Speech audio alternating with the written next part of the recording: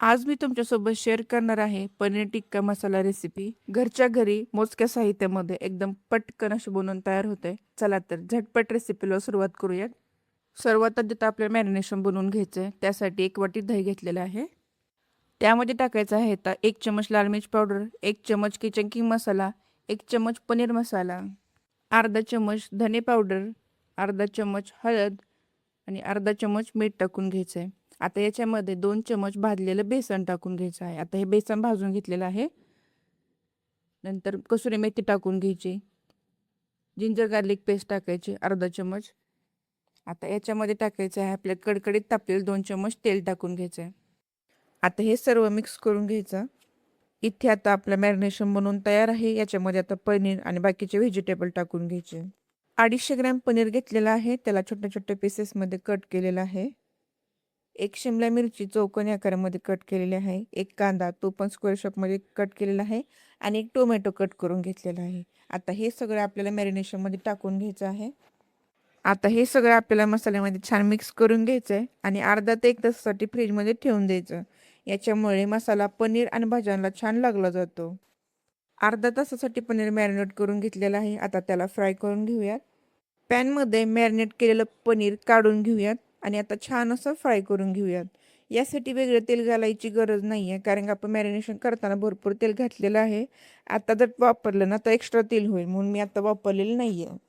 पनीर साधारण 3 ते 4 मिनटं भाजून घेऊयात. पनीरचे पीसेस खूप सॉफ्ट असतात, त्यामुळे हलक्या हाताने हलवून भाजून घ्यायचे, म्हणजे पनीरही फुटणार नाही आणि सगळ्या बाजूने छान भाजले जातील. आता आपलं पनीर छान भाजून तयार झालेलं आहे. तुम्ही बघू शकता पनीरला मसाला किती छान कोट झालेला आहे. आता हे पनीर एका प्लेटमध्ये काढून ठेवूयात.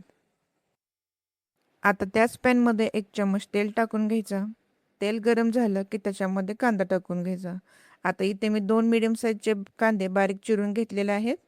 आता कांदा छान गोल्डन ब्राऊन होईपर्यंत भाजून घ्यायचा आहे. कांदा गोल्डन ब्राऊन झाला की त्याच्यामध्ये अर्धा चमच जिरे, अर्धा चमच हळद, अर्धा चमच धनेपूड आणि 1 चमचा लाल मिर्च पावडर टाकून घ्यायची. आता हे सगळे मसाले तेलामध्ये छान असे परतून घ्यायचे. लगेचच यामध्ये 1 टोमॅटोची प्युरी टाकून घ्यायची. इथे मी 1 टोमॅटो मिक्सरला बारीक करून त्याची प्युरी करून घेतलेली आहे. आता यामध्ये चवीपुरतं मीठ टाकून घेऊया.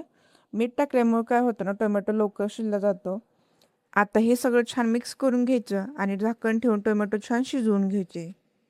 आता यामध्ये पाणी टाकून घ्यायचं. तुम्हाला जशी कन्सिस्टन्सी हवी ग्रेव्हीची तसं तुम्ही पाणी टाकू शकता. पाण्याला एक छान अशी उकळी आली की त्यामध्ये भाजून ठेवलेले पनीर टाकून घ्यायचे. सगळं छान मिक्स करून घ्यायचं. वरून बारीक चिरलेली कोथिंबीर टाकून घ्यायची. थोडीशी कसुरी मेथी पण टाकून घ्यायची.